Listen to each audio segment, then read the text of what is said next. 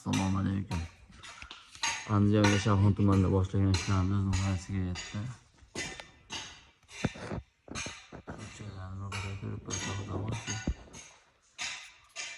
Bu joyimiz darvozaxona.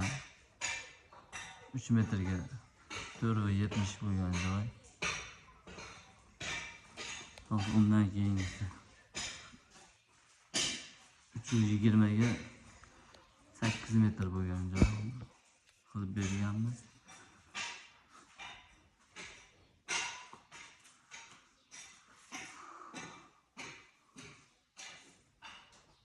Oppoq fason.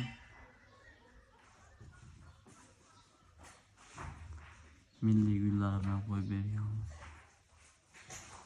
Mana bu tomonda shapkalargacha qilingan. Mana bu tomon eski qilingan. Mana bu tomonni qildik. Xudo xolasa. Boshdan oxirigacha